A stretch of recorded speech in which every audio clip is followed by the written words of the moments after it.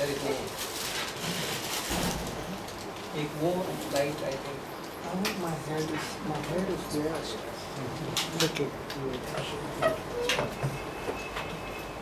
Yeah, it's okay. no, I don't have to. आइए प्रार्थना करते हैं। हे स्वर्गीय पिता परमेश्वर, हम आपको धन्यवाद देते हैं इस शाम के लिए और आपके उस अद्भुत अनुग्रह के लिए जिस अनुग्रह की वजह से आज हम यहाँ इकट्ठे हैं और विभिन्न स्थानों के लोग, विभिन्न बैकग्राउंड के लोग, लेकिन सिर्फ एक तार जो हमें जोड़ता है वो है प्रभु यीशु मसीह का क्रूस और उसके द्वारा दिया गया अनुग्रह जिसने हम सबकी ज़िंदगी में काम किया है।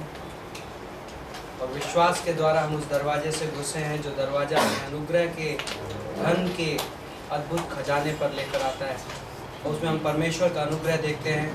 हमने जो क्षमा ग्रहण की है उसमें हम परमेश्वर का अनुग्रह देखते हैं। हम जो अनंत जीवन ग्रहण किया है हमने और जिस अनंत जीवन का हम अनंत तक अनुभव करेंगे उसमें हम परमेश्वर के अनुग्रह की महिमा देखते हैं। हम आपका वचन पढ़ते हैं और उस वचन में हम अद्भुत चीज़ें सीखते हैं हमारी ज़िंदगी के लिए और ये वचन हमारी ज़िंदगी को अंदर से बदलता जाता है और इसमें हम आपके अनुग्रह की महिमा देखते हैं।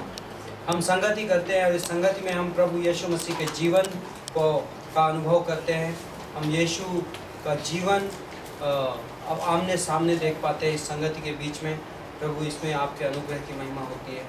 तो और स्वर्गदूत, बाइबल कहता है स्वर्गदूत स्वर्ग से देखते हैं और वो अचरज करते हैं हमारी संगति को देखकर, क्योंकि ये संगति उन्हें भी नहीं मिली और ये संगति सिर्फ अनुग्रह ग्रहण करने वाले लोगों को मिली है। धन्यवाद देते इस मौके के लिए। प्रभु हमें इस समय को अभिषेक करो अपने पवित्र आत्मा से। इस समय में हमें आज एडिफाई करो, हम आप में और मजबूत हो सकें, हम आप में बढ़ सकें, हम आपकी सच्चाई और आपके अनुग्रह की झलक को और ज़्यादा देख सकें। ये हमारी प्रार्थना है प्रभु यीशु मसीह के नाम से मांगते हैं। ओके, तो सब Can I change my position? Sure. I get my head in the camera. Sure. Okay okay you okay in the recording Pastor Melvin you will be recognized। Okay, सबसे पहले हम स्वागत करना चाहेंगे क्योंकि आज कुछ खास नए लोग हैं। हमारे बीच में विक्रम है। विक्रम किशोर के फ्रेंड है और ये इनकी पहली बार हमसे मुलाकात हुई आज नेरुल में एंड ये पास में ही रहते हैं। तो विक्रम, आपका स्वागत है। उसके बाद सबसे पहली बार जो लोग आए हैं यहाँ पे बाइबल कॉलेज में, उन्हें भी David, right? David welcome. Rahul Govandi में रहते हैं, राहुल का स्वागत है। Thanks for coming. और फाइनली किशोर, मैंने आपको पिछले हफ्ते कहा था कि किशोर ग्रेटर ग्रेस बाइबल कॉलेज के बॉम्बे में कोऑर्डिनेटर हैं। लाइक बॉम्बे के all India greater grace Bible college के ये कोऑर्डिनेटर हैं। और जब आपके पास क्रेडिट शीट्स आएंगी तो एक्चुअली किशोर इंस्ट्रूमेंटल रहेंगे उस क्रेडिट शीट्स में। तो आज मैंने कहा कि किशोर आए हमारे बीच में, तो हमें परमेश्वर का वचन कुछ शेयर करेंगे, उसके बाद फर्दर हम क्लास कंटिन्यू करेंगे। किशोर का स्वागत है। It's a great privilege to be this evening. यहाँ पर आकर मैं ट्रांसलेट करूँगा, ओके? सो बहुत अच्छा लग रहा है आज यहाँ पे आके। I'm so happy what God is doing in Vashi and this Nerul. मैं खुश हूँ परमेश्वर नेरुल और वाशी में जो कुछ भी कर रहा है। Just imagine, just only few months and we have a big group of Bible college students. कल्पना करो कुछ महीने में यहाँ पर बाइबल कॉलेज के इतने सारे छात्र हैं। As a coordinator, my greatest joy is to see students learning the word.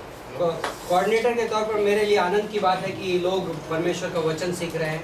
I really thank you for Pastor Devan and the team, Pastor Binu. ये मुझे धन्यवाद दे रहे हैं और पास्टर बीनू को। Actually, myself, if you are not, my name is Kishore, and इनका नाम किशोर है। I have been actually mostly mentored by Devan and many others. I really give you the credit for that. Actually, he's been a real mentor to me when I was a new Christian in the church. जब ये कलीसिया में नए थे तो हमने साथ में संगति की। It's a great joy to preach under him today. I was very happy for that. और बहुत आनंद की बात है यहाँ पर प्रचार करने का। That's good. So one more thing I was very happy about seeing my friend actually Vikram here. Vikram को देखकर बहुत अच्छा लग रहा है। विक्रम इनके He दोस्त was हैं। in with me when I have not saved that time. We जब were मैं- very close friends. जब मैं उद्धार में नहीं था तो हम बड़े अच्छे दोस्त थे। Today, unfortunately, when Devan told me to come here, he was there for some training for a month or so. So he's supposed to be here today. तो He's come here for 1 month training. एक in महीने Nerul. की training में आया हुआ है नेरुल में Vikram. So it is my joy that he's here today. तो बहुत खुशी की बात है कि आज वो यहाँ पे। I'm so happy for him too. So I want you to just go before I sharing about the vision and what we work as a Bible college. I want to just share just 10-12 minutes. I'll take the time for what. 10-12 minute एक परमेश्वर का वचन सुनाएंगे। I will turn to Nehemiah chapter 1. नहमाया का पहला अध्याय। I think everyone know about Nehemiah. सब लोग नहमाया को जानते हैं। It's one of the wonderful book in the Bible. Bible में बहुत अच्छी किताब है। If you want to become a leader, यदि आपको लीडर बनना है I think that is a good book to read. तो ये बहुत अच्छी किताब है पढ़ने के लिए। Great principles for leadership in the ministry. Leadership के और सेवकाई के लिए बहुत अच्छे सिद्धांत हैं इसमें। This book doesn't speak about any miracles. इस किताब में किसी चमत्कार का जिक्र नहीं है। It's no one getting healed. कोई चंगाई नहीं पा रहा है। It's nothing happening during the whole book. पूरी किताब में बहुत कुछ नहीं हो रहा है, But something wonderful is happening in this book. लेकिन बहुत खास चीज हो रही है। God uses one man परमेश्वर एक आदमी को इस्तेमाल करता है to fulfill his work अपना काम पूरा करने के लिए, through a leadership एक नेतृत्व के द्वारा, by a normal layman. एक आम आदमी के द्वारा। Just think about Nehemiah. नहमाया के बारे में सोचिए। He is a cupbearer. वो एक He's a butler. He's in Genesis 41 says he's like equal to butler. वो एक कप बेरर है। So he's just what makes the bread. Something like who makes the bread. जो Pav wala simply. पाव वाला। Okay, we call him simple language in Bombay language. He's a pav wala. He also does tasting. Yeah. So he's a cupbearer. God uses him in this particular तो position of him. परमेश्वर उसे इस्तेमाल करता है इस जगह पे। So think about him before I get into the message. तो संदेश में जाने के पहले सोचिए इस बारे में। He's a cupbearer. That's the first thing we need to know about this person. पहली चीज जो हम जानना चाहते हैं इसके बारे में कि वो कप बेरर है And he's also a civil engineer. और वो एक सिविल इंजीनियर भी है And he's in a very high position in the king's palace. और वो राजा के महल में बहुत ऊंचे स्थान पर है। If every time a king tastes his wine, हर बार जब राजा दाख रस पीता था this person has to taste it तो इसे उसको चखना पड़ता था, so that no one consumes some poison in it. जिससे कि उसमें जहर ना चला जाए। So he is in a very high position. He is next to the king. तो ये बहुत ऊंचे स्थान पे है, राजा के बाजू में है, So he can take that position तो ये वो जगह ले सकता है, as for good or for evil. चाहे अच्छाई के लिए चाहे बुराई के लिए। But this man of God लेकिन ये प्रभु का दास uses this position of what God has placed him परमेश्वर ने जो जगह उसे दी है for his glory. उसको परमेश्वर की महिमा के लिए इस्तेमाल करता है। Another point I want to bring out is एक और बात जो मैं बताना चाहता हूँ, think about Nehemiah. नहमाया के बारे में सोचिए। And during the historical context of that particular time, उस इतिहास के उस समय की यदि हम बात करें so Persians are always dominating Jews.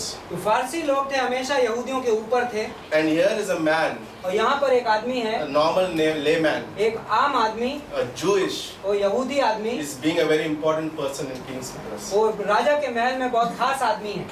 Isn't that, I think this is a great principle for us. ये बहुत अद्भुत सिद्धांत है हमारे लिए। It's like integrity is a place in our lives. चरित्र जो है हमारी जिंदगी में, Even enemies चाहे दुश्मन भी will हो, love us for that. दुश्मन भी हमें उसके लिए प्यार करेंगे। No, that's an amazing principle. As like I think God in Nehemiah, परमेश्वर नहमाया में, the Persian king saw in Nehemiah the integrity of God. फारसी राजा ने नहमाया में चरित्र देखा परमेश्वर से आने वाला। So as I go into Nehemiah, I'm just giving you I'll not take the whole reading. I'll just give you the overview of the chapter. मैं आपको नहमाया की किताब का ओवरव्यू दूंगा। Here is Nehemiah. यहाँ पर नहमाया है,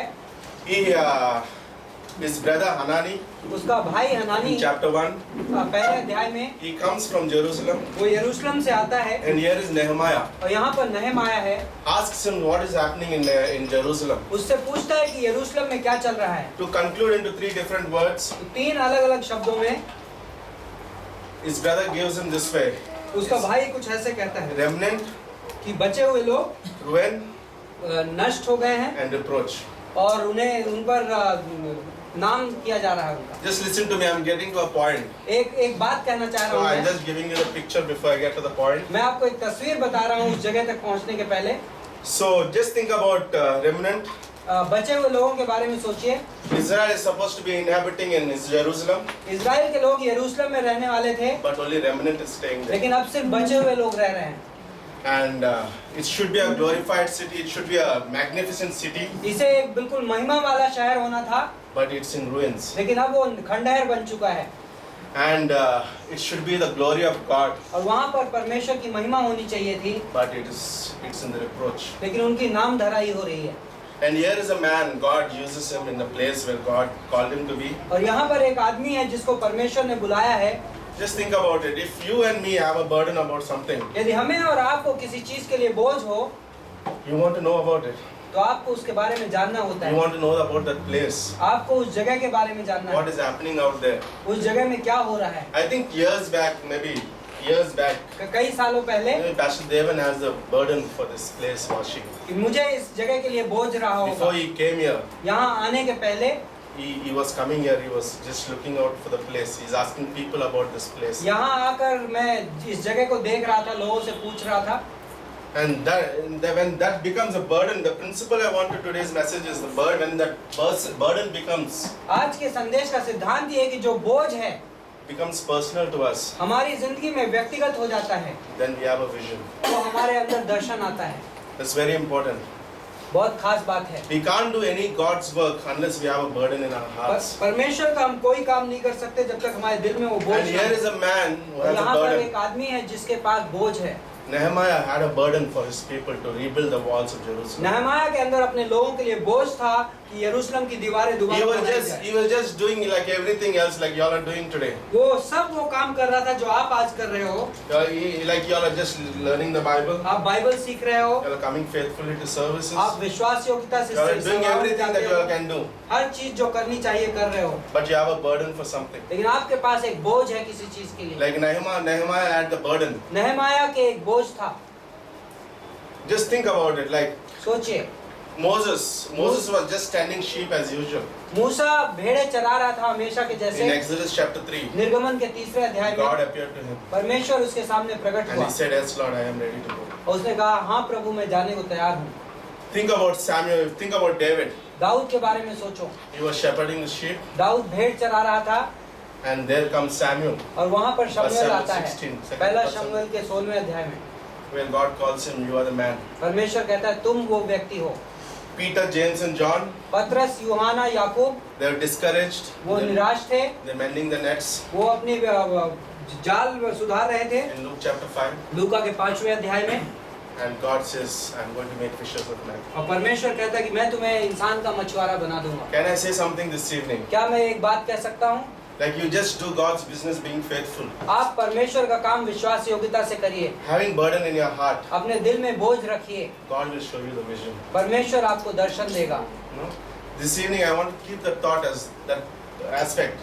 आज And की शाम में ये कहना चाहता हूँ। I want to go to second chapter of Nehemiah. नहमाया के 2रे अध्याय में And it says, "And it came to pass और कहता है कि तब ऐसा हुआ in the month of Nisan." Nissan के महीने में। That is like just think about it. सोचिए इस बारे में। He spoke to his brother Hanani उसने अपने भाई हनानी से बात की in the month of I think it says in the month of Chislev. चिस्लेव के महीने That में। is somewhere around November, December. नवंबर दिसंबर का महीना था। And in the month of Nisan, that is almost like April, May. Nissan जो अप्रैल मई का महीना। Can you think about something about Nehemiah? आप सोच रहे हो नहमाया के बारे में? He's a man of prayer. वो प्रार्थना का आदमी है। He had a burden. उसके पास बोझ था, He didn't just go rushingly to do सिर्फ वो something. दौड़ के भाग के चला नहीं गया। He waited for 6 months and trusted God by उसने praying. 6 महीने इंतजार किया परमेश्वर का प्रार्थना I में। think many of our leaders did the same thing. हम में से कई सारे लीडर्स ने वही काम किया। Before we start our work, जब हम काम शुरू करते हैं depend उससे upon पहले God. हम परमेश्वर पर निर्भर होते and हैं God shows us a vision. और परमेश्वर हमें दर्शन And दिखाता है Nehemiah goes with a full plan. और for the नहमाया thing. पूरी योजना के साथ जाता है। When you pray, God makes everything ordained. जब प्रार्थना करते हैं हम तो परमेश्वर योजना दिखाता है And it says the next verse. और कहता है अगली पंक्ति में And it came to pass in the month of Nisan, in the 20th year of King Artaxerxes, और राजा के 20वें साल में निसान के महीने में when wine was before him, जब उसके सामने दाखरस था, that I took the wine and gave it to the king. तो मैंने दाखरस राजा को दिया।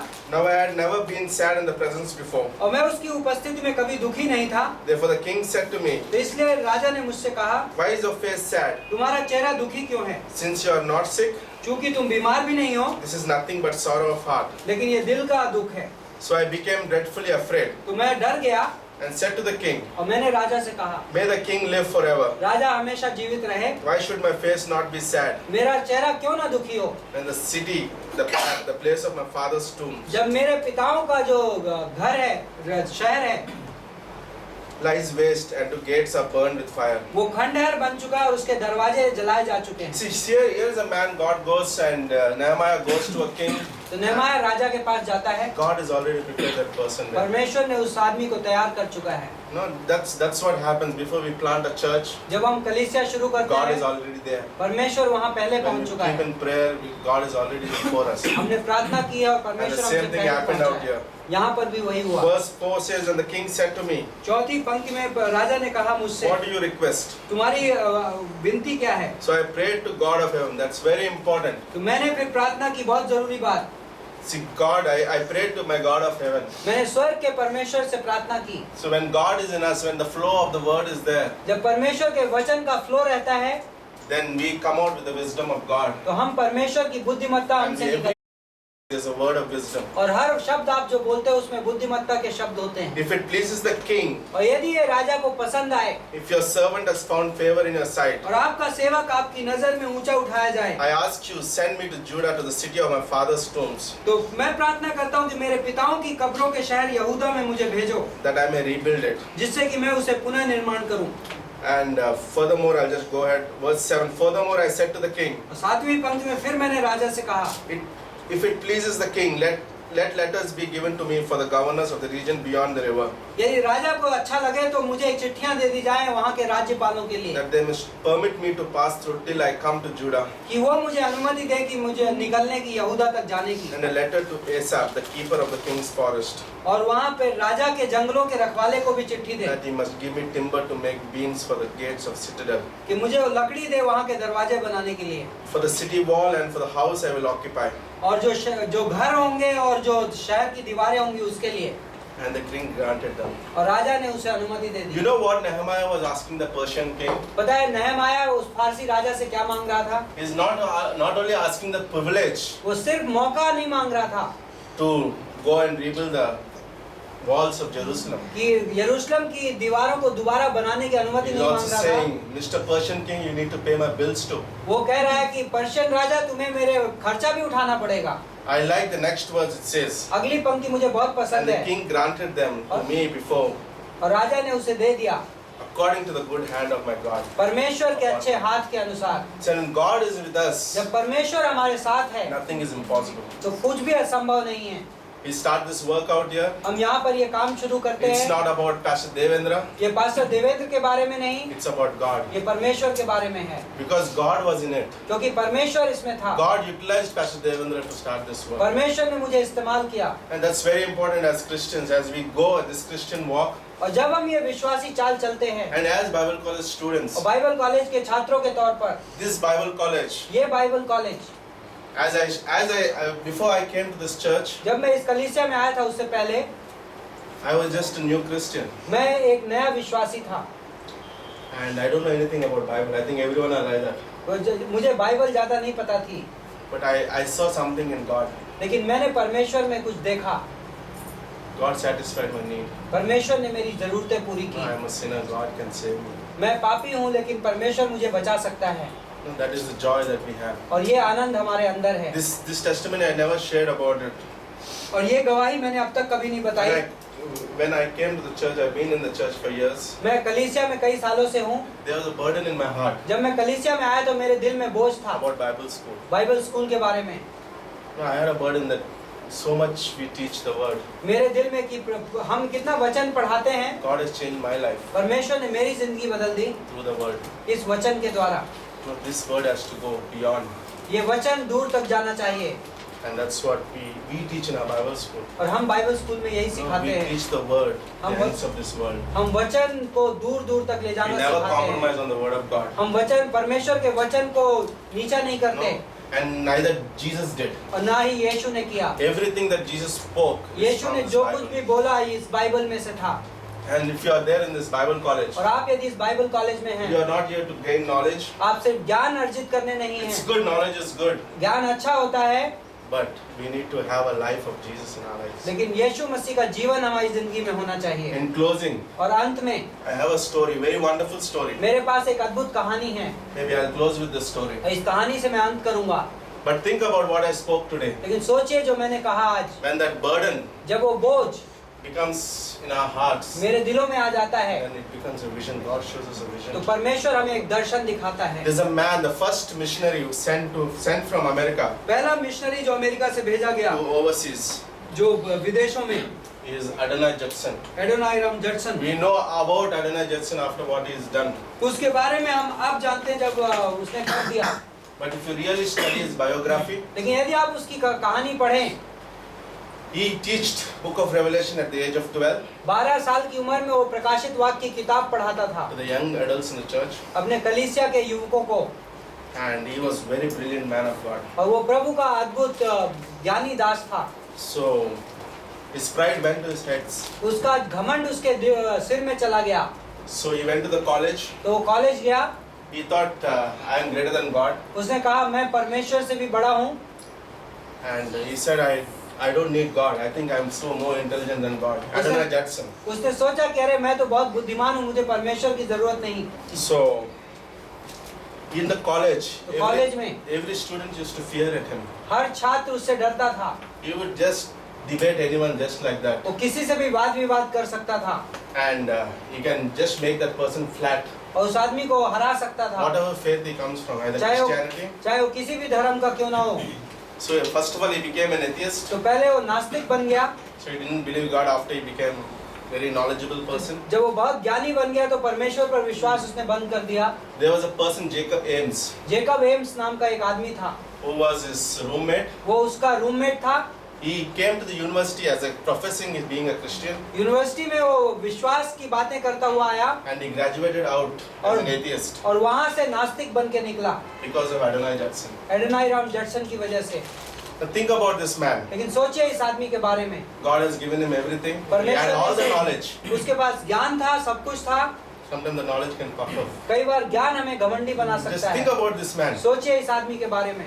And he went on to start working in theaters. और वो थिएटर्स में काम करने लगा, So he has to go to Boston तो उसे बोस्टन जाना था for his further studies. अपने आगे की पढ़ाई के लिए, On his way, it was too late. और बहुत देर हो चुकी थी रास्ते में, So he has to stop at the inn.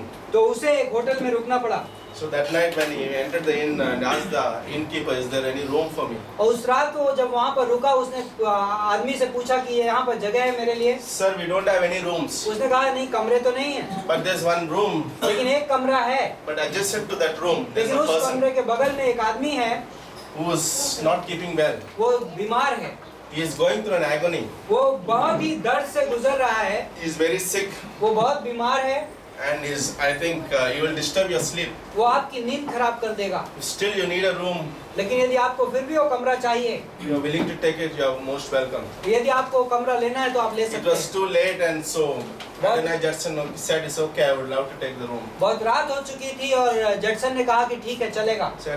Judson went into the room, Judson वो कमरे में गया and he couldn't sleep almost like 2-3 hours. और 2-3 घंटा सो नहीं पाया। He was in a very bad stage. The sound, this guy is screaming in agony. बहुत आवाज आ रही थी, वो आदमी दर्द से करा So रहा somehow था। after some time everything became quiet, and कुछ समय के बाद सब बिल्कुल शांत हो गया and he slept. और वो सो गया। So morning when Adonai Judson came out, तो सुबह जब जडसन बाहर आया, he asked to the receptionist, उसने रिसेप्शनिस्ट से पूछा what happened to the guy who has been screaming whole night? उस आदमी का क्या हुआ जो पूरी रात चिल्ला रहा था। So, and in out of courtesy, और उसने कर्टसी की वजह से उसको पूछा, what will do with this person? कि तुम इस आदमी का क्या करोगे? You know, person stranger comes and he dies, and what will do? ऐसा अजनबी आया और मर गया तो अब तुम उसका क्या The करोगे? receptionist said, yeah, it is a problem. Receptionist ने कहा हाँ ये तकलीफ की बात है। But when I look at this person's history, लेकिन जब मैं इस आदमी की कहानी देखती हूँ, he is a very well-known, educated person. ये बहुत पढ़ा लिखा, बहुत नाम वाला आदमी है। He was graduated from a very wonderful university. बहुत अद्भुत यूनिवर्सिटी से ये ग्रेजुएट हुआ है। And Hudson asked him, what's his name? Hudson ने पूछा उसका नाम क्या है? His name is Jacob Ames. उसका नाम जेकब एम्स है। And in the biography of Adonai Judson, Hudson की he जडसन himself की writes in कहानी में Golden Shore is the book of the one that Adonai Judson has written. जो उसने आत्मकथा लिखी है एडोनाई राम जडसन And ने, he mentions that very day वो कहता है कि उसी दिन after he heard that Jacob Ames died, जब उसने ये सुना जेकब एम्स मर गया, 2 words stuck into his mind: दो शब्द उसके दिल में रह गए, death, hell. मौत और नर्क, Death, hell. मौत और नर्क। And he went on, he repented God at the very moment. और वो उसने परमेश्वर के सामने पश्चाताप किया And he went back to be a wonderful Christian. और वो अद्भुत क्रिश्चियन बन के वापस लौटा And he came to India. और वो भारत आया। He kicked out from Calcutta. Calcutta से भगाया गया Then he's been to Burma. और उसके बाद बर्मा में गया। He got his first convert after 7 years. 7 साल के बाद उसको पहला विश्वास करने वाला मिला And they put him in the prison. और जेल में I think Don Richardson writes in the Eternity in the Hearts Don Richardson eternity in their hearts में लिखता है कि Adonai Judson was put in a prison उस jail में रखा गया जडसन को and he was so weak. और वो इतना कमजोर था So they put him on the boat and left him alone कि उसको एक नाव में डाल के छोड़ दिया so that he can go back to America. जिससे कि वो अमेरिका जा सके वापस। And on the way he died. और उस रास्ते में वो मर गया। Before that he lost 2 wives of his. First he married to one wife. और उसके पहले उसकी 2 पत्नियां मर गईं Then he lost 2 children. और 2 बच्चे मर गए। And in his tombstone this is what is written: और उसके कब्र में ये लिखा हुआ है, the ocean is his sepulcher. समुंदर उसकी कब्र है। Bernie's Bible is his tombstone. बर्मी बाइबल उसका कब्र है। Hudson, just think about it. Here Hudson. is a man. ये जो आदमी है, Why I brought this illustration? मैं ये क्यों उदाहरण लेकर आया? He was puffed up with the knowledge initially. वो ज्ञान से घमंडी हो चुका था शुरू में। When God spoke and gave him a burden. परमेश्वर ने उससे बातें की और उसे बोझ दिया। And that burden touched many lives. और वो बोझ बहुतों की जिंदगियां छुआ। His wife converted the whole Bible into Thai language. उसकी पत्नी ने बाइबल को थाई भाषा में अनुवाद किया। And Adonai Judson made the whole Bernie's Bible in Burmese language. और जडसन ने पूरी बाइबल को बर्मी भाषा में अनुवाद किया। The Burmese believed that there would be one man who would come. बर्मी लोग जानते थे कि एक आदमी Adonai आएगा। Judson didn't know this. और जडसन को ये नहीं पता था That a man would come and give a book एक आदमी एक किताब लेकर आएगा about God. परमेश्वर के बारे में। And this all happened because he had a burden. और ये सब हुआ क्योंकि उसके अंदर बोझ था। Can I say this evening, क्या मैं ये कह सकता हूँ like after this Bible college, इस बाइबल कॉलेज के बाद, after this 4 years of Bible college, 4 साल के बाइबल it कॉलेज के will be बाद, just a knowledge? ये सिर्फ ज्ञान हो सकता है? No, you need to have a burden. हमें एक बोझ होना You need to चाहिए। have a burden for the lost. भटके हुए लोगों के लिए बोझ होना चाहिए। No, just think about it. सोचिए इस बारे में। Moses cared and delivered the people of Israel. मूसा आया और लोगों को, इजराइल के लोगों को बचाया। David came. दाऊद David आया, cared दाऊद ने ख्याल किया and brought the whole nation. और उसने पूरा राष्ट्र को बचाया। Esther cared for Esther his को people. अपने लोगों का ख्याल था। Paul cared पौलुस को अपने ख्याल था and brought the whole gospel throughout the Roman Empire. और सुसमाचार और रोमी साम्राज्य में लेकर आया। Jesus cared और यीशु को ख्याल था, and died on the cross for the lost world. भटके हुए लोगों के लिए सूली पर मरा। What you and me are going to do for Christ? हम और आप क्या करेंगे Are we यीशु को? going to have the same burden for the lost? क्या हमारे पास भटके हुए के After बोझ this whole Bible होगा? college, are we having the burden to reach the lost? क्या इस बाइबल के बाद हम भटके हुए लोगों को Are we बचाना going to चाहेंगे? have many people like Pastor Devendra? क्या मेरे जैसे और लोग होंगे? Not only Vashi and different parts of Bombay. Vashi और मुंबई के अलग हिस्सों में Carry this burden as you learn this word of God. कि इस बोझ को लेकर चलो जब तुम वचन सीखते हो। And that burden becomes जब ये बोझ personal in your life. हमारी जिंदगी में व्यक्तिगत Like हो you जाएगा, become the ownership of the burden. आप इस बोझ के मालिक बन जाओगे। God gives you the vision. परमेश्वर आपको दर्शन देगा And that's amazing when God gives a और vision. ये अद्भुत बात होती है जब परमेश्वर दर्शन देता है। That's all. Amen. आमीन।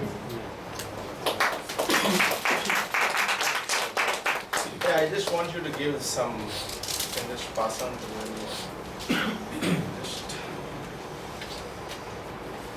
Just Actually, these are the color copies. I just gave you all the Xerox one. Okay, so just to give the update, we have a Hindi Bible school, and so Hindi Bible school that is for 3 years, and we also have a English Bible school which is for 4 years. Okay, the first year program is called the Certificate of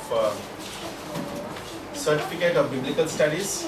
The second one is Diploma of Biblical Studies. Third year is Post-Graduation Diploma of Biblical Studies. And the third year and fourth year is Bachelor of Theology. No?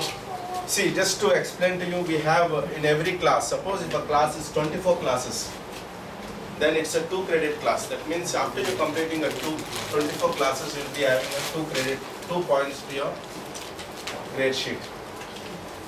So if it's a 30 classes and above, it will be a 3 credit, that is 3 points that will be added to your credit. So for every semester we have almost like to complete 1 year you need to at least complete 8 classes. That is 26 credits, make you 1 year student of Bible study. So there, if you see this, I will not give you the English one, you can pass on the English one.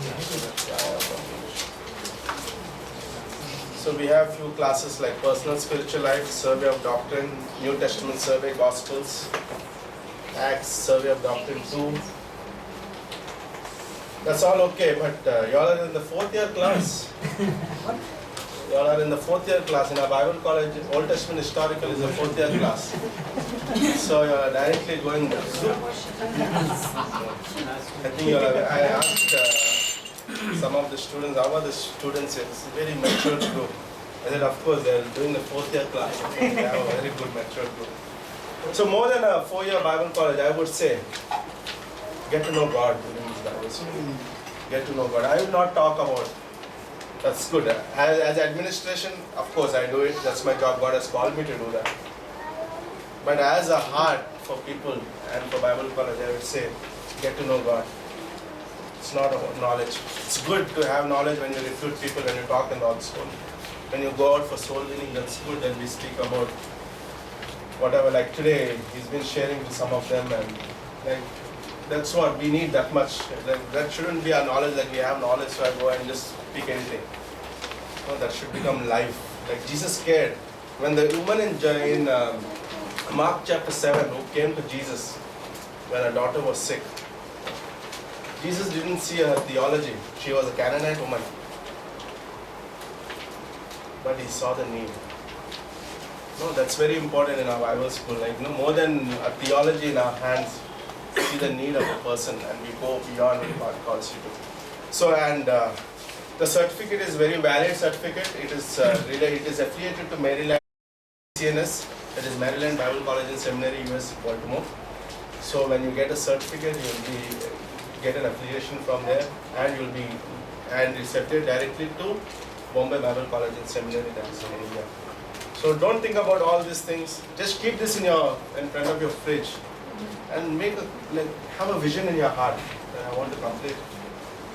Just have that burden that I want to be equipped about God's word. No, I want to know the Bible. I want to know at the end of this whole semester what God wants me to speak throughout this when I learn and hear the words. No? So just take it that as a vision in your heart. No? That's amazing, and I think you'll have the right person out here. Devendra is an amazing teacher. We love him. Actually, we miss him there. We miss his preaching actually. I asked him many times, would you be able to teach one class, English class? He said, no, I don't want to. But really, we miss him there. And you'll have that privilege that he is there, and he's a very good teacher. Nothing more I don't want to say. I don't want to talk about credits, audits, that's a different thing. But I'll speak to you individually, that's a different thing. But as a whole, I think this is get to know God in Bible school. Amen. Amen? Amen. Let's pray, and I'll just pray for you. Father, just thank you for this day. Thank you for this portion of word. God, edify us, encourage us for the remaining of this portion of what David is going to share, Lord. Bless us. In Jesus' name we pray.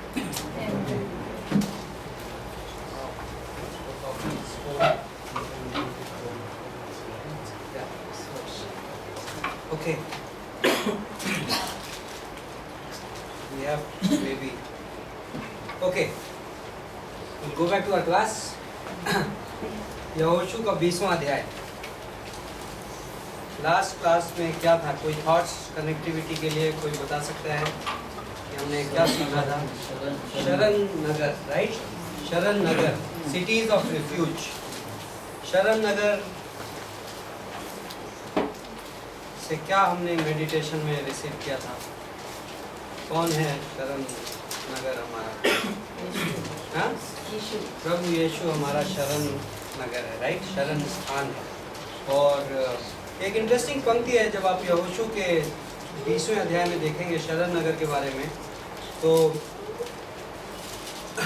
यहोशू का 20वां अध्याय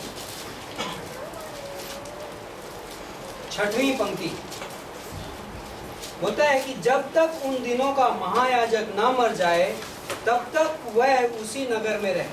आपको ध्यान है शरण नगर की जो city of refuse की जो आज्ञा दी गई थी वो किसके लिए दी गई थी?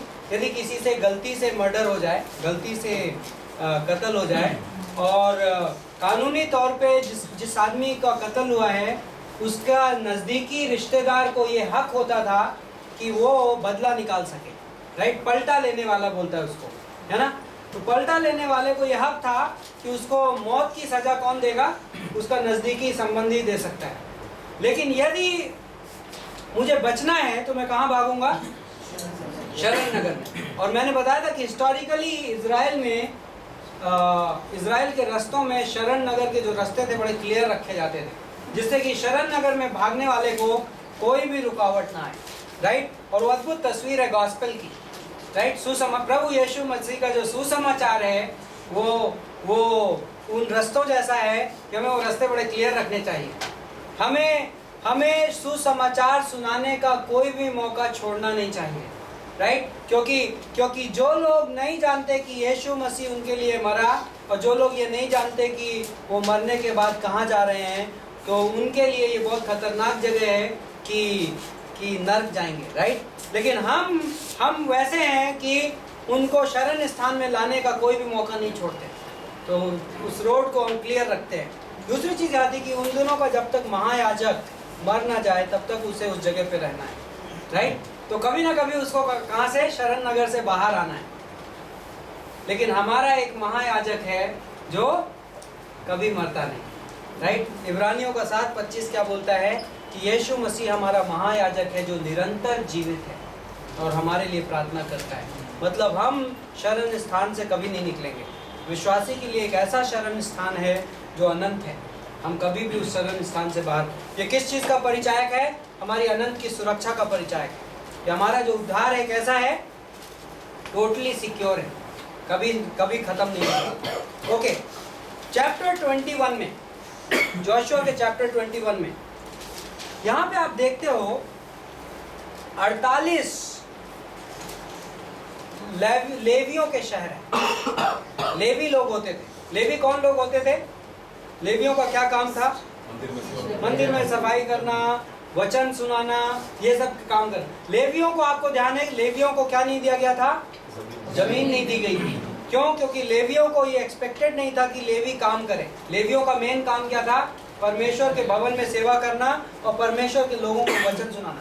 इंटरेस्टिंग पार्ट इस चैप्टर का सिर्फ इतना है, यहाँ पर 48 शहर लेवियों को दिए गए।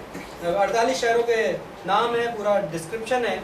और जब आप इसको मैप में शहरों को प्लॉट करेंगे तो आप देखेंगे कि हर गोत्र, 12 गोत्र हैं, 12 कबीले हैं इजराइल के। 12 कबीलों में हर गोत्र में 4-4 लेवियों के शहर दिए गए, वेल डिस्ट्रीब्यूटेड है। और उसके पीछे परमेश्वर का एक पर्पस है कि कोई भी आदमी जो वचन के लिए भूखा है उसको लेवियों का शहर ज़्यादा दूर नहीं पड़ना चाहिए। मतलब परमेश्वर की नज़र में परमेश्वर के वचन को सिखाए जाने की कितनी इंपॉर्टेंस है। परमेश्वर कह रहा है इतने बड़े देश में मैं जब लेवियों को रखूंगा तो वेल डिस्ट्रीब्यूटेड रखूंगा। मतलब मेरा कोई भी आदमी दूरी की वजह से परमेश्वर के वचन से दूर ना रह जाए, राइट? तो ये बहुत अद्भुत है। लोग एवरेज स्टैटिस्टिक्स ये बताती है कि पूरे इजराइल में कोई भी किसी भी जगह से कोई ना कोई लेवी शहर 10 से 12 मील से दूर नहीं था। मैक्सिमम डिस्टेंस 10 से 12 मील। मतलब यदि आप रियली भूखे हो तो आपको 10 से 12 मील के दूरी पे एक लेवियों का शहर मिल जाएगा और आप वहां जाके वचन सुन सकते हो। इंटरेस्टिंग पार्ट ये है, आने वाले सालों में इजरायली लोग फिर भी परमेश्वर के वचन से दूर चले गए, राइट? और ये डिसअपॉइंटिंग बात थी। किसने जिम्मेदारी नहीं पूरी की? मे बी लेवियों ने अपनी जिम्मेदारी नहीं पूरी की, ये पॉसिबिलिटी है। क्यों ये पॉसिबिलिटी है? वे लेवियों को क्या आज्ञा दी गई थी? आपको कोई काम नहीं करना है, प्रभु तुम्हारा हिस्सा है, राइट? तुम्हारा कुछ और हिस्सा नहीं। तो तुम्हें प्रभु के वचन सुनाने हैं, तुम्हें सेवा करनी है, तुम्हें बहुत। लेकिन आने वाले सालों में इजरायली लोग परमेश्वर के वचन को नहीं, हम न्यायों की किताब में, जजेस में देखेंगे कि प्रभु के लोगों को परमेश्वर के वचन का कोई अता पता नहीं था। जो न्यू जनरेशन आई, नेक्स्ट जनरेशन, न्यायों की किताब पहला अध्याय बोलता है कि जब यहोशू मर गया, यहोशू के साथ के एल्डर्स मर गए, तो उसके बाद जो नई पीढ़ी आई, नई पीढ़ी को परमेश्वर के बारे में कुछ नहीं पता था, परमेश्वर के वचन के बारे में नहीं पता था। कितना डिसअपॉइंटिंग है, राइट? मतलब किसी ने अपनी जिम्मेदारी पूरी नहीं की। लेवियों ने अपनी जिम्मेदारी पूरी नहीं की, लेवियों ने वचन नहीं सुनाया।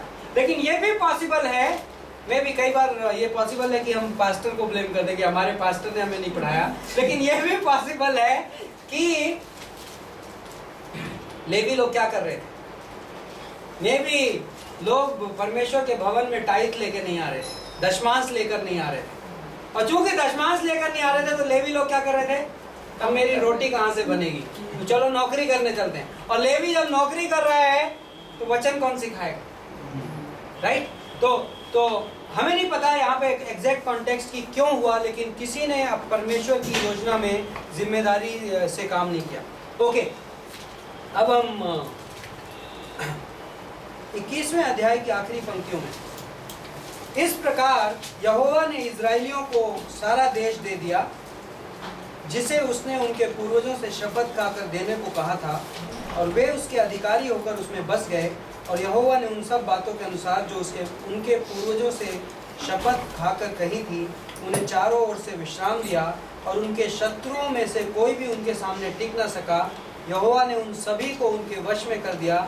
जितनी भलाई की बातें यहोवा ने इज़राइल के घराने से कही थी, उनमें से कोई बात भी ना छूटी, सब की सब पूरी हुई, राइट? क्वेश्चन ये, क्योंकि इन वर्सेस को पढ़ने के बाद जब आप आगे जाते हैं, तो यदि इन वर्षों को, इन पंक्तियों को हम सही कॉन्टेक्स्ट में ना समझे तो हम कंफ्यूज हो सकते हैं। यहाँ पर कह रहा है परमेश्वर ने जो वादा किया था वो पूरी तरीके से पूरा हुआ।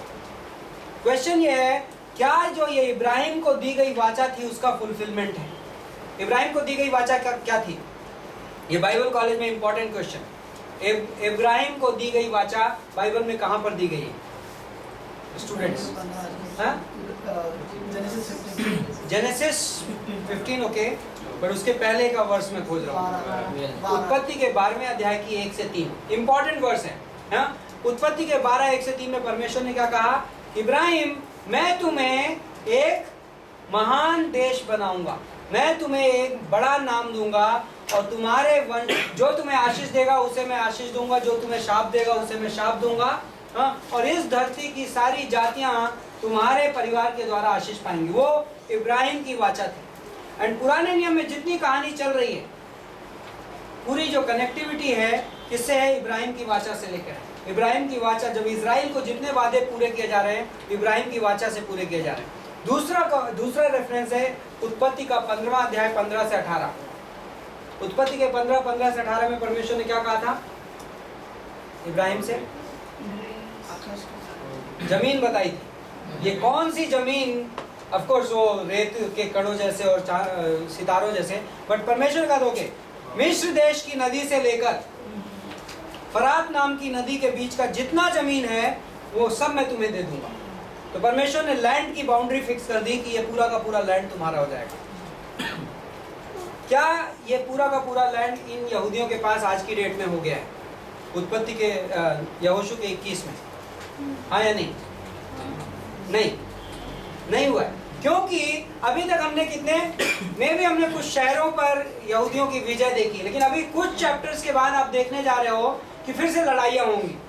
फिर बोलेगा अरे वहाँ पे कनानी थे, कनानियों को निकाल नहीं पाए। तो क्वेश्चन ये है, कॉन्ट्राडिक्शन। कोई बोलेगा कि अरे यहाँ पे तो कह रहा है परमेश्वर ने जो वादा दिया था वो पूरी तरीके से पूरा हो गया, और उसके बाद यहाँ पे फिर से लड़ाइयाँ हो रही हैं, फिर कनानी और यहूदी लोग लड़ रहे हैं, तो ये लोग कहाँ से आ गए, राइट? तो क्वेश्चन हमें ये समझना है कि यहाँ पर जब फुलफिलमेंट बोला जा रहा है तो ये फुलफिलमेंट इब्राहिम को दी गई वाचा का फुलफिलमेंट नहीं है। ये फुलफिलमेंट जो परमेश्वर ने यहोशू को क्या कहा था, यहोशू जहाँ जहाँ तुम पाँव रखोगे वो जमीन में तुम्हें दूंगा। तो यहोशू ने कहाँ कहाँ पाँव रखा? यहोशू ने जेरिको में पाँव रखा, क्या परमेश्वर ने उसे जेरिको दे दिया? हाँ? पर यहोशू ने आय में पाँव रखा, क्या परमेश्वर ने उसको आय दे दिया? यहोशू ने बेतेल में पाँव रखा, क्या परमेश्वर ने यहोशू को बेतेल दे दिया? राइट? तो परमेश्वर क्या कह रहा है यहाँ पे? कौन से वादे पूरे हुए?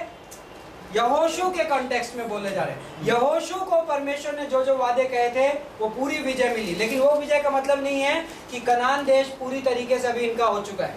ओके ओके 22वें अध्याय में 22वें अध्याय में एक इंटरेस्टिंग घटना है। हम इंसिडेंट बाय इंसिडेंट लेके चल रहे हैं। मैं अज्यूम कर रहा हूँ कि आपने चैप्टर्स पढ़े हुए। 22वें अध्याय में 2.5 गोत्रों के वापस जाने का टाइम आ गया। जो लोग यरदन नदी के पूर्व जाने वाले हैं उनके वापस जाने का टाइम आ गया। यहोशू उनको बुला के बोलता है कि भाई देखो, तुम 5वीं पंक्ति में परमेश्वर ने जो आज्ञा दी है तुम उसको मानकर अपने परमेश्वर यहोवा से प्रेम रखो, उसके सारे मार्गों पर चलो, उसकी आज्ञाएं मानो, उसकी भक्ति में लौलीन रहो और अपने सारे मन और सारे प्राण से उसकी सेवा करो। तब यहोशू ने उन्हें आशीर्वाद देकर विदा किया और वे अपने अपने डेरे को चले गए। ओके,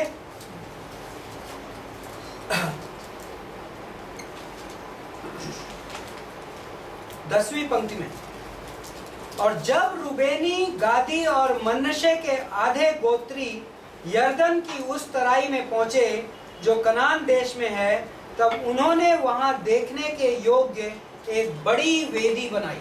क्या बनाया उन्होंने? इंग्लिश बाइबल में ऑल्टर। ओके, अगली पंक्ति में देखिए, और इसका समाचार जब इजराइलियों के सुनने में आया कि रूबेनियों, गादियों और मनश्शे के आधे गोत्रियों ने कनान देश के सामने यरदन की तराई में एक वेदी बनाई है, जब इजराइलियों ने यह सुना तो इजराइलियों की सारी मंडली उनसे लड़ने के लिए चढ़ाई करने को शीलो में इकट्ठी हो गई। ओके, मैं आगे की कहानी नहीं पढ़ रहा हूँ, यहाँ पे सीन है और यहाँ पे बड़ा मेजर प्रॉब्लम हो गई है। सिविल वॉर होने को है। 2.5 गोत्र अपने घर जा रहे थे वापस पूर्व की ओर यरदन नदी क्रॉस करके, तो इन्होंने कहा ओके, यरदन नदी के किनारे एक बड़ी सी वेदी बना देते, खूब ऊंची सी, जो सब लोग देख सके। ये न्यूज यहाँ पहुंच गई बचे हुए 9.5 गोत्रों पे। इन्होंने कहा अरे इन्होंने वेदी बनाई है, तो इन्होंने कहा चलो इन पे लड़ाई करते हैं, इनसे अपन अभी निपट लेते हैं। प्रॉब्लम क्या थी? प्रॉब्लम ये थी कि परमेश्वर ने कहा था कि वेदी कहाँ पर रहेगी। परमेश्वर का तंबू कहाँ पे स्थापित किया गया था? शाइलो में, राइट? शीलो, हिंदी बाइबल में शीलो, इंग्लिश बाइबल में शाइलो। और शाइलो वो जगह थी जो परमेश्वर ने चुनी थी परमेश्वर की आराधना के लिए, वहां पे मंदिर रहेगा। परमेश्वर ने एक और आज्ञा दी थी, कहां पर? यदि आप निर्गमन का 23वां अध्याय 14वीं पंक्ति देखें तो परमेश्वर ने आज्ञा दी थी कि साल में 3 बार यहूदी चाहे जहां भी रहे वो वापस आएगा और आराधना के लिए एक जगह पे इकट्ठे होंगे जहां परमेश्वर का भवन रहेगा। ओके, अब यदि 2.5 गोत्रों ने अलग जगह पे वेदी बना ली तो इसका क्या मतलब है? कि ये लोग अपनी आराधना कहां पे करेंगे? यरदन पे करेंगे। मैं मैप बना दूं, ये यरदन नदी है,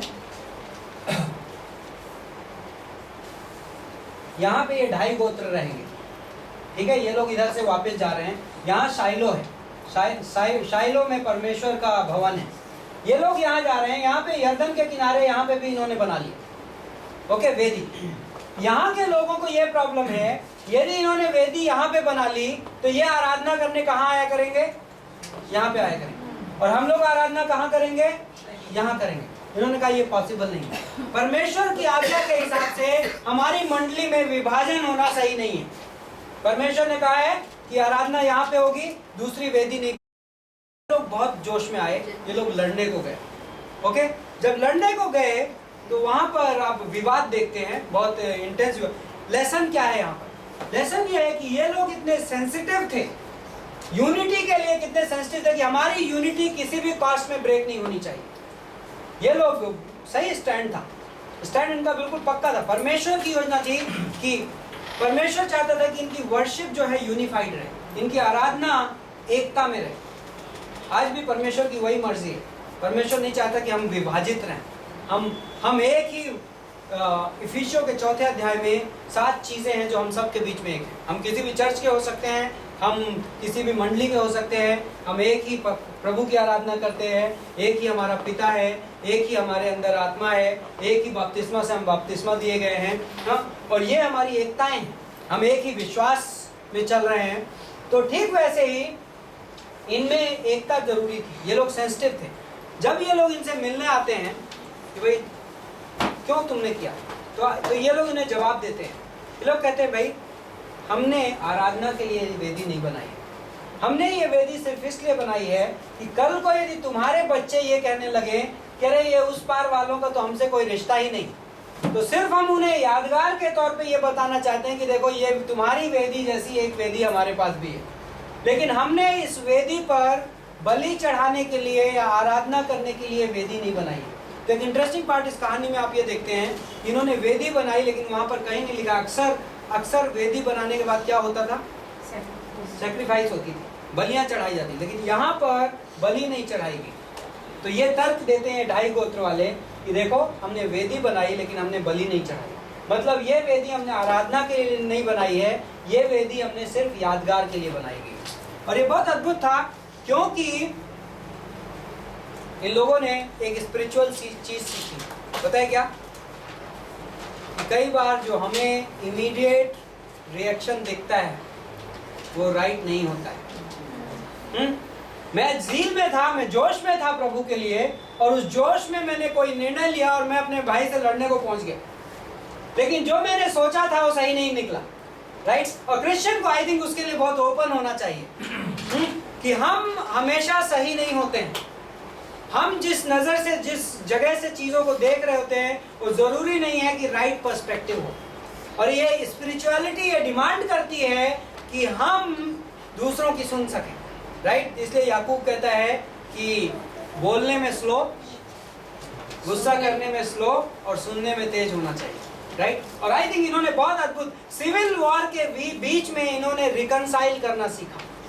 ऑलमोस्ट ये मोमेंट था कि इनके बीच में सिविल वॉर हो जाता, लेकिन इन्होंने आपस में मेल मिलाप करना सीखा। जस्ट क्या करके? आत्मिकता में, स्पिरिचुअलिटी में इन्होंने सुनना सीखा। ओके, 24वां चैप्टर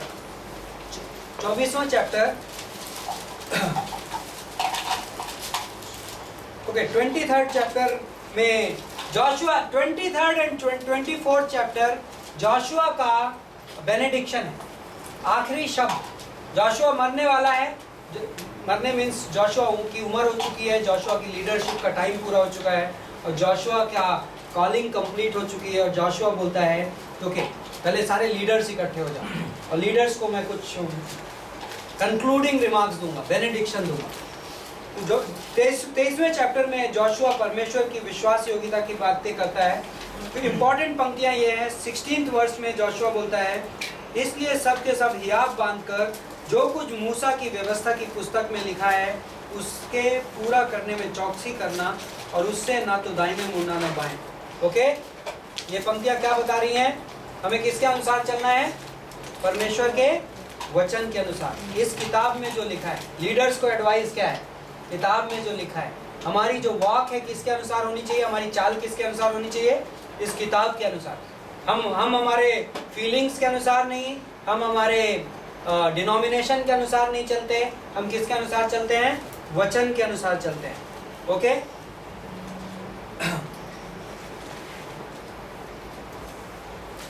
बारहवीं पंक्ति में एक इंपॉर्टेंट वो है,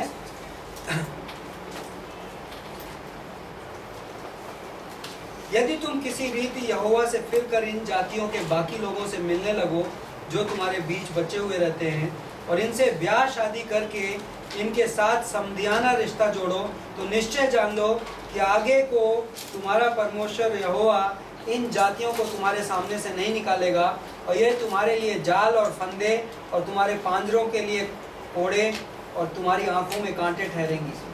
और अंत में तुम इस अच्छी भूमि पर से जो तुम्हारे परमेश्वर यहोवा ने तुम्हें दी है नष्ट हो जाओगे। ओके, क्वेश्चन, यदि जोशुआ को पूरी विक्ट्री मिल चुकी थी तो ये लोग कौन हैं जिनकी बात चल रही है? तो अपने को कॉन्टेक्स्ट बड़ा क्लियर रखना है। अभी यहोशू की किताब में जितनी विजय मिली है ये नेशनल लेवल की विजय है। इजराइल देश को एज अ नेशन बहुत सारी विजय मिली है। इसका मतलब ये नहीं है कि कनान देश खाली हो चुका है।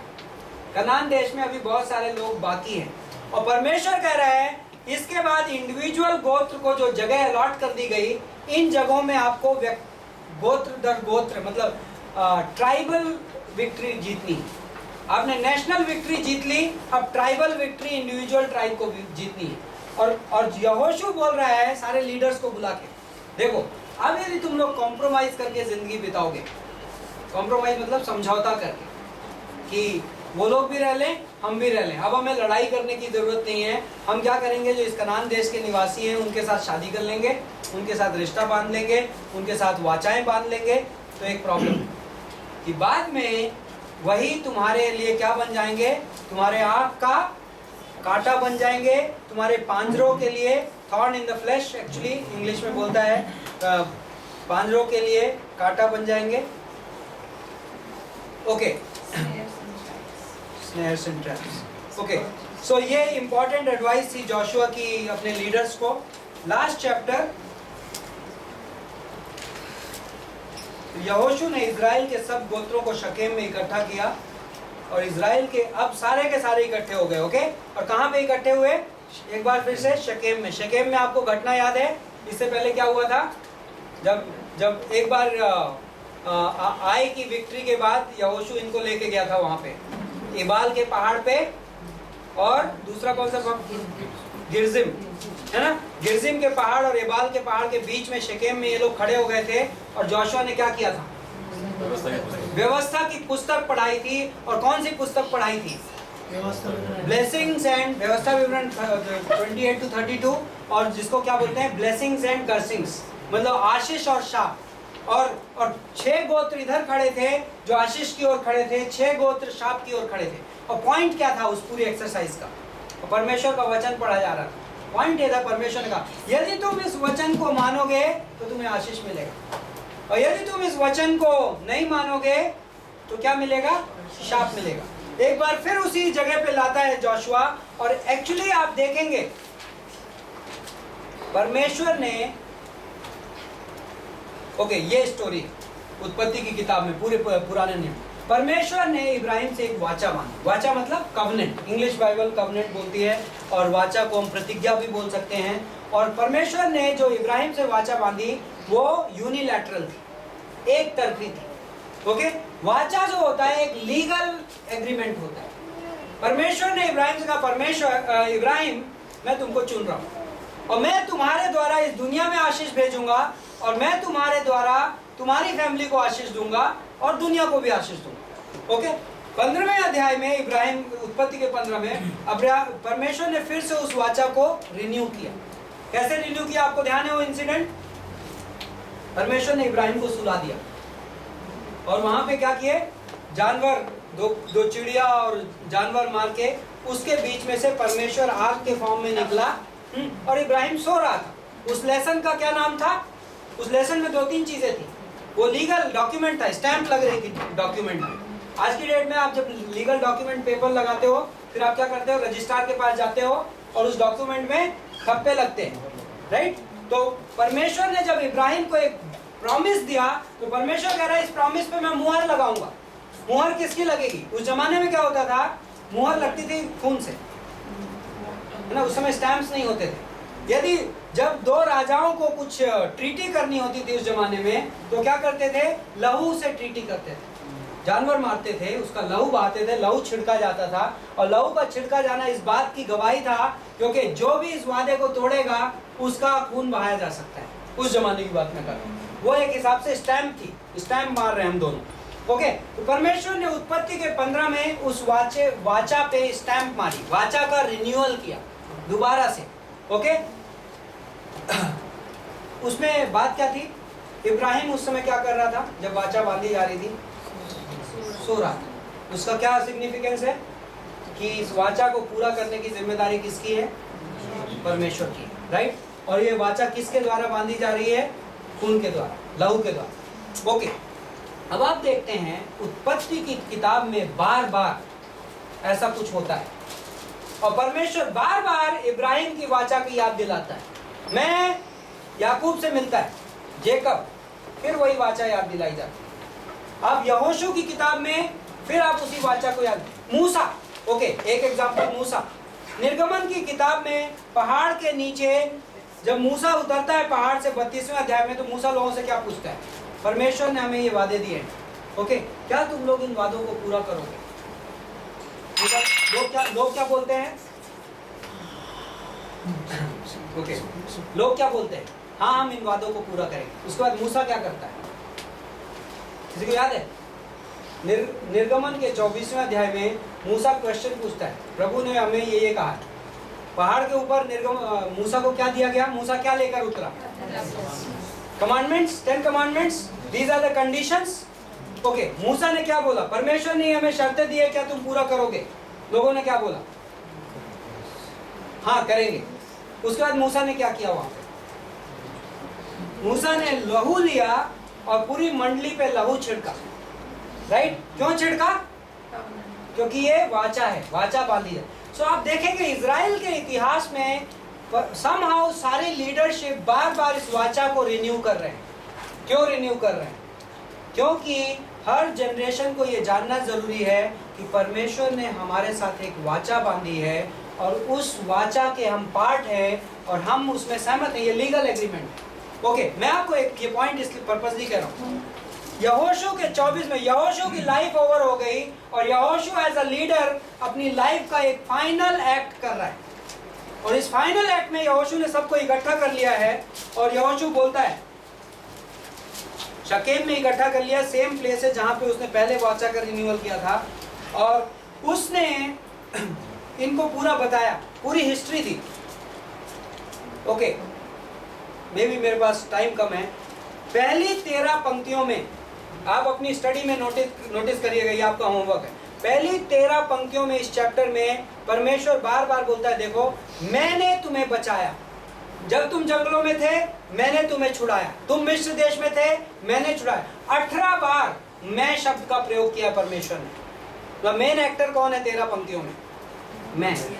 ओके लेकिन लास्ट की पंक्तियों में आप देखेंगे तो सेवा शब्द का, सर्विस, सर्व द लॉर्ड शब्द का बहुत बार प्रयोग किया गया। ओके इंपॉर्टेंट लेसन क्या है इस 24वें अध्याय में? यहोशू पहले अपने लोगों को क्या बता रहा है कि परमेश्वर ने तुम्हारे लिए कुछ किया है।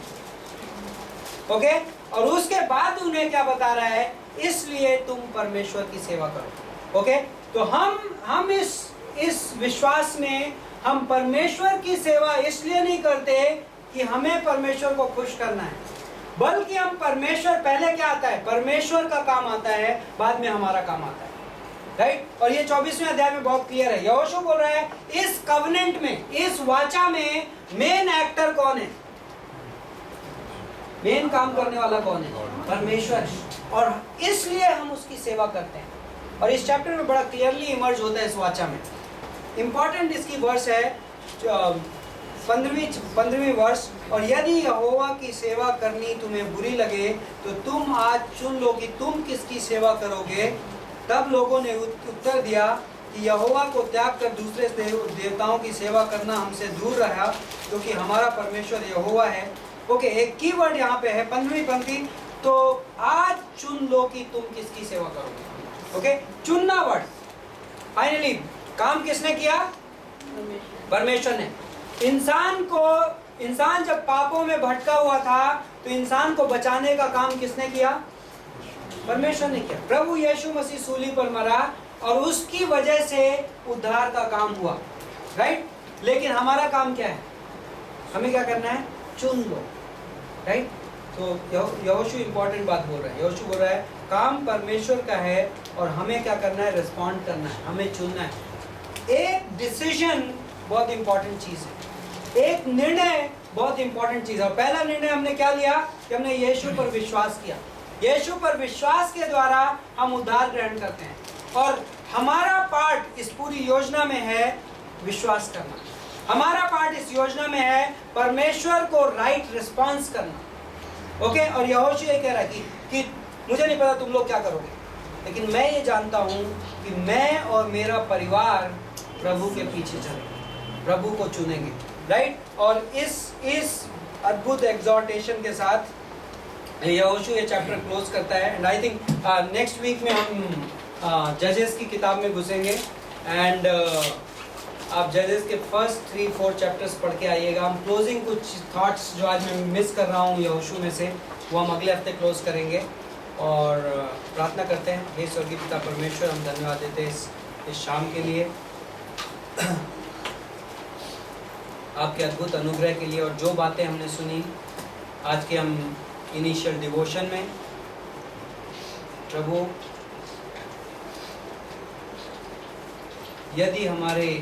यदि हम आपके सिंहासन से एक व्यक्तिगत बोझ, तो बोझ हमारी जिंदगी में एक दर्शन बन जाएगा। प्रभु हमारी ये प्रार्थना है कि आप हमारे दिलों से बातें करो। और यहोशू की किताब में हमने देखा कि काम करने वाले आप हो, वादा देने वाले आप हो। हम लड़ाई के मैदान में कदम रखते हैं, उससे पहले विजय देने वाले आप। तो इस अद्भुत शाम में आपको धन्यवाद देते हैं। अभी आने वाला समय आपके हाथ में देते हैं। प्रभु यीशु मसीह के नाम से मांगते हैं।